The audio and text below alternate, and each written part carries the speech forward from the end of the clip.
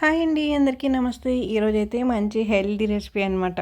Healthy అంటే నోరూరించే recipe అనమాట.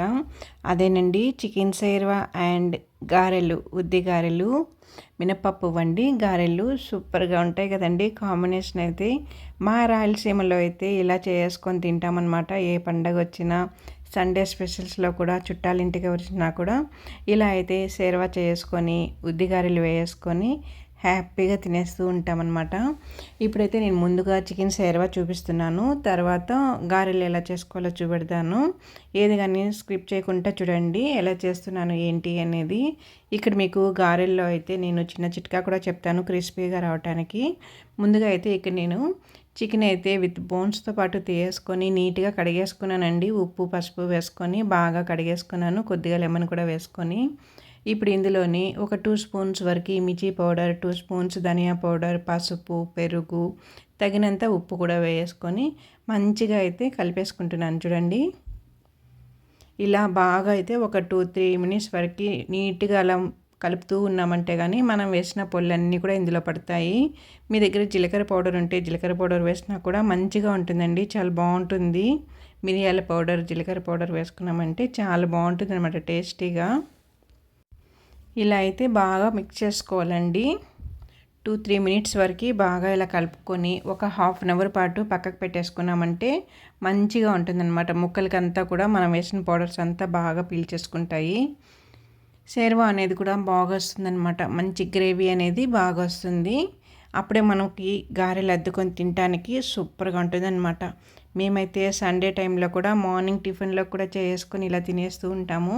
ఇదిగోండి ఇక్కడ నేను మసాలా కూడా ముందే ప్రిపేర్ చేసుకున్నాను. చివరిగా అయితే పుదీనా వేసుకుంటున్నానండి.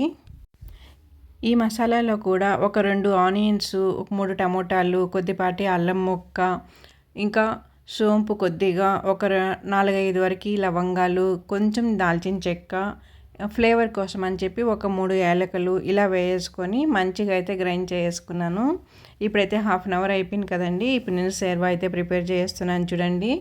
బాండిల్ పెట్టేసుకొని ఆయిల్ వేసుకొని కొద్దిగా ఆవాలు, జీలకర్ర వేసుకోవాలి. హాఫ్ స్పూన్ వరకు వేసాను ఇక్కడ నేను. అలాగే మనం గ్రైండ్ చేసి పెట్టుకున్న మసాలా అంతా కూడా ఇందులోకి వేసుకొని మంచిగా వేపుకోవాలండి, కలర్ చేంజ్ అయ్యే వరకు. చాలా అంటే చాలా బాగా వస్తుంది ఇలా చేసుకున్నామంటే. సూపర్గా ఉంటుందండి, ట్రై చేయండి మీరు కూడా.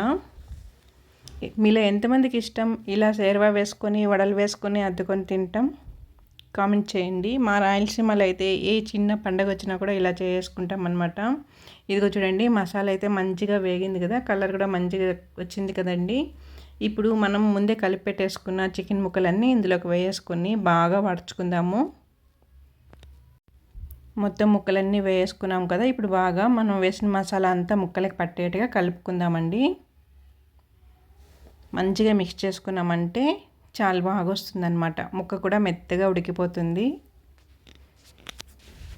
ఒకసారి ట్రై చేయండి మీరు కూడా. ఇలా చికెన్ సేర్వా కానీ మటన్ సేర్వా కానీ చేసుకొని గారెలు పెట్టుకొని ఒక సైడ్లో తిన్నామంటే ఉంటుంది నా సామిరంగా నలిసిందనమాట తిన్నవారంతా కూడా. ఇది వచ్చేసారా మంచిగా అయితే మిక్స్ చేసుకున్నాం కదా. ఇప్పుడు ప్లేట్ పెట్టేసుకొని ఒక 10 మినిట్స్ మధ్య మధ్యలో అలా కలుపుకుంటూ ఉందాము.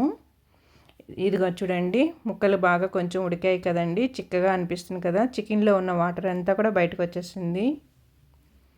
మంచిగా ఒకసారి అలా కలిపేసుకుందాము. చాలా బాగుంటుందండి.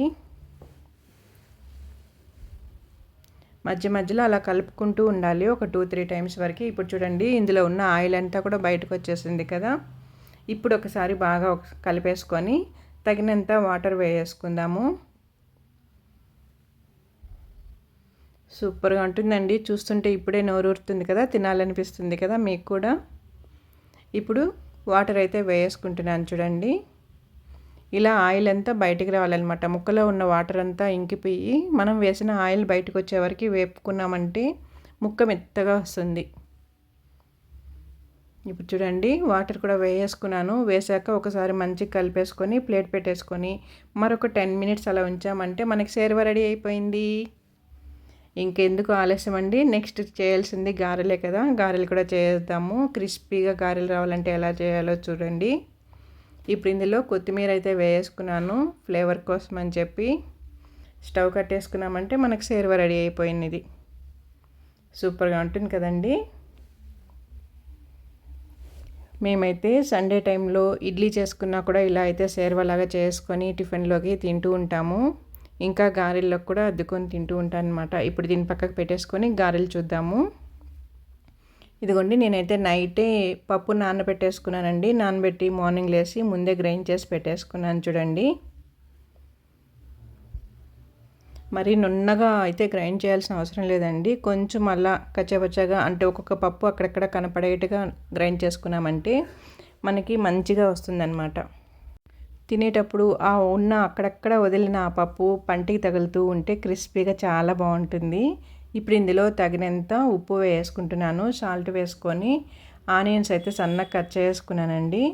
ఆనియన్ ముక్కలు కూడా వేసుకోవాలి. ముందుగా సాల్ట్ వేసి తర్వాత ఆనియన్ ముక్కలు వేసుకోవాలండి.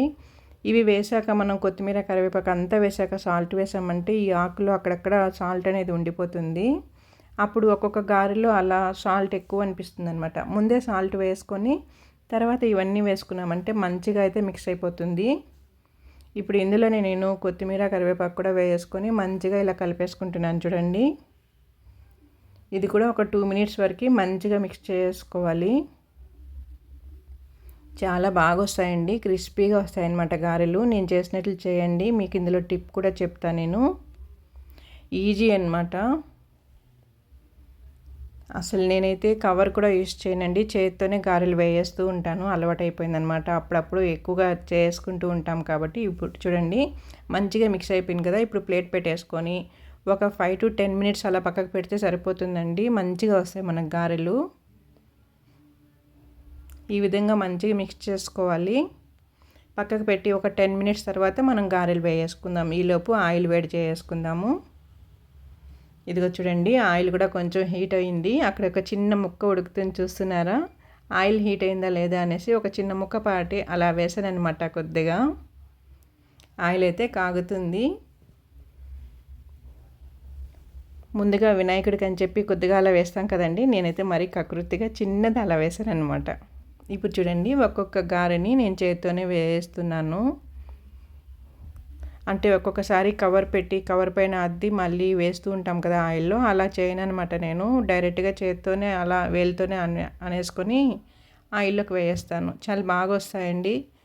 అప్పుడప్పుడు ఒక్కొక్కటి పోతుంది అనమాట, రౌండ్గా వచ్చేస్తుంది కుడుముల టైప్లో. చాలా వరకు 90% వరకు నాకు బాగానే వస్తాయండి. ఇదిగోండి, కొంచెం గోల్డ్ కలర్కి వచ్చాక పక్కకు తీసుకోవాలి. మళ్ళీ సెకండ్ వాయి వేస్తాం కదండి, అప్పుడు వేసాక వాటిని కూడా గోల్డ్ కలర్ వచ్చాక పక్కకు తీసుకొని 2 కలిపి మళ్ళీ ఆయిల్లో వేసామంటే క్రిస్పీగా మంచి కలర్ అయితే వస్తుందండి. చాలా బాగుంటాయి అలా చేసుకున్నామంటే. ముందుగా వేసినప్పుడు లైట్గా కలర్ వచ్చినప్పుడు పక్కకు తీసుకోవాలి. తర్వాత సెకండ్ టైం వేసాక మంచి కలర్ అయితే వస్తుంది. మనకి గారె కూడా క్రిస్పీగా తయారైపోతుంది అనమాట. చూసారా ఎంత బాగా వచ్చాయో. మంచి ఎర్రగా అయితే కాగింది కదండి వడైతే. ఇదిగోండి చూసండి, లోపలంతా కూడా మంచిగా ఉడికిపోయింది. ఈ వీడియో కానీ మీకు నచ్చినట్లయితే నా ఛానల్ సబ్స్క్రైబ్ చేసుకొని లైక్ ఇవ్వండి. సేర్వ కూడా రెడీ అయిపోయింది. ఇంకా వైట్ రైస్ కూడా చేసుకున్నాను. ఎవరికి ఏది కావాలో వాళ్ళు తినేస్తారనమాట. మంచిగా ఉంటుంది. గారెలు పెట్టుకొని సేర్వ వేసుకొని తిని తర్వాత కొద్దిగా పెరుగన్నం తినేసామంటే అడిగి ఫుల్ అయిపోతుంది అనమాట. ఈ వీడియో కానీ మీకు నచ్చినట్లయితే నా ఛానల్ సబ్స్క్రైబ్ చేసుకొని లైక్ ఇవ్వండి, అలాగే షేర్ చేయండి. క్రిస్పీ గారెలు టిప్ కూడా చెప్పాను కదండి, అందరూ కూడా యూజ్ చేసుకోండి తెలియని వారు ఉంటే కానీ.